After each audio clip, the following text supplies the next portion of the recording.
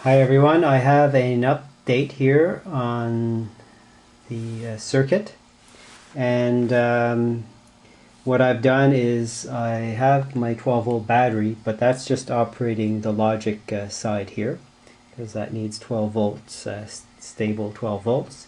And on the input side of the circuit, I've got my Variac going through a full wave bridge rectifier and through a capacitor bank. I put this really big capacitor to make sure that we've got a nice clean DC. And what I've noticed is as I increase the voltage, I'm now at 58 volts, close to maybe 59.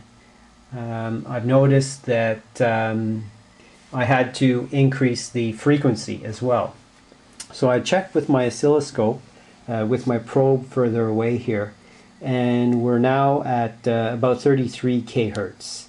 And there's the bulb, which is quite bright. And the core material, actually I had to take it out of the coil. It was preventing the circuit to go at a higher frequency. It was working against it, I guess. I still have the same capacitor here in the LC circuit, series circuit. Well, I had to turn off my computer because the circuit was interfering too much with the computer. Not at this point right now, but I'll create a spark gap and you'll see what I mean. So let's see here. All right, I forgot to mention this in the previous video number 3. I always had the ground, earth ground attached to the end of my bulb here. And right now I have the clip with a piece of carbon rod that comes out of a D-cell battery, I believe this. I took it out, those cheap zinc batteries. You can get those carbon rods out of the AA, C-cell, D-cell, they all have it. That's probably out of a D-cell, that's a pretty big one.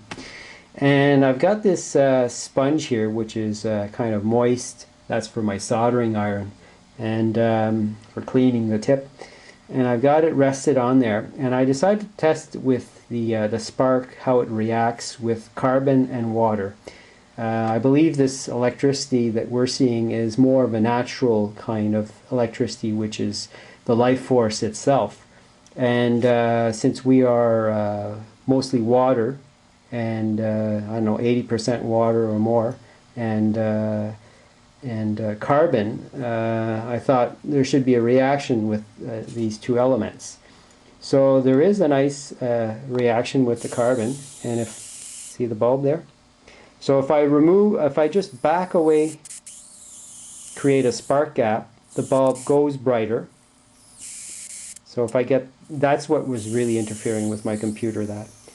So right now I have a kind of a nice spark gap.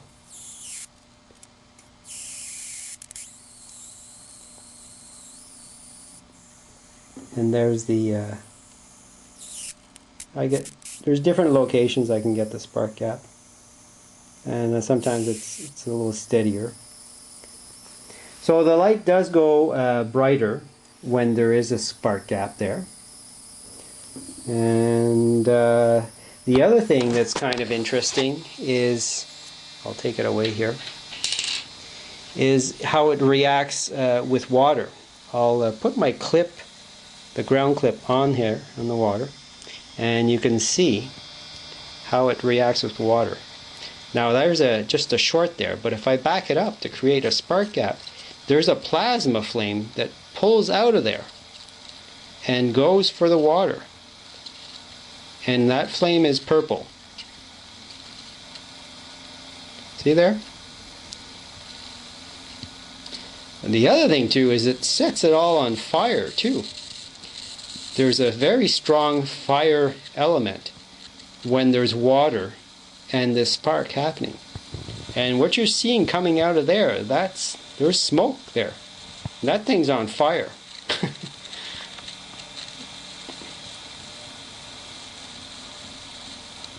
So that's kind of interesting. And I can pull a long flame. See there? And I can't do that with the clip. If I bring the clip to it, I can't get that long of a flame. Just the ground clip, I'll show you. If I bring the ground clip to it, I can't get as long as a flame. I can get a spark gap happening, but it's just barely. See, I can't be that far away. So there's a different reaction. And what I'll do right now is I'll just lick the clip with my tongue to show you that when it's water, listen to the spark now. So as soon as there's a bit of moisture, it reacts differently. Here the sound is just different.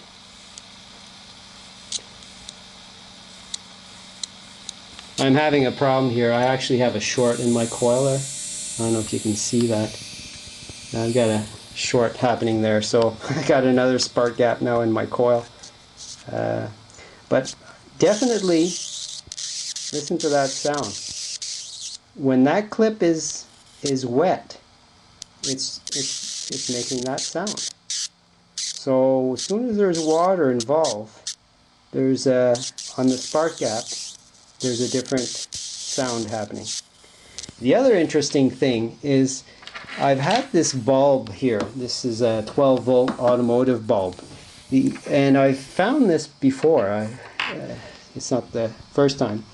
And this bulb has the filament is attached to one side, but it doesn't complete all the way to the other side. The filament is broken there. And I've used this bulb on a ignition coil on the output of like maybe 20,000 volts. And because there's a spark gap in there, that filament lights up. Not completely, but I could get it to light a certain part of it. And depending on the voltage, so there's a bluish purple flame that just jumps the gap. And then once that happens, the filament lights up like a standard bulb. So I'll pause the camera and attach that. I don't want to do all that just holding the camera. Okay, we're back. I've got the ground on one side of the bulb and the other side here of the high voltage that's going through the bulb. Now I put the circuit out of resonance right now because I'm trying to show you there's this purple, oh it just left, there's this purple flame that happens, that starts jumping the gap. And there you go. Alright, so you don't see it as purple on the camera there, but it is. That's just a spark gap happening, that particular amount of light that you see there. Now when I put the circuit in resonance, okay, see the bulb there? When I put the circuit in resonance, I can get the filament. See, now it's putting out light. See there, that's just the purplish flame there, right there, happening. Okay, and now I'll increase it. See? Now what's happening is the filament in the bulb on the other side is starting to glow and put out light. So that is just from here. And if you put your hand on there, that's actually hot. And speaking of hot, I've got my infrared meter here. We'll take a reading. And right there, that's over the logic of the circuit. And there's temperatures of maybe around 85, 86 degrees right there. The interesting part is if I bring it over where the transistors are, see there's the transistors, or the MOSFETs, and I'm getting lower temperature readings where the MOSFETs are. There's no heat. So there's no real amp draw. It's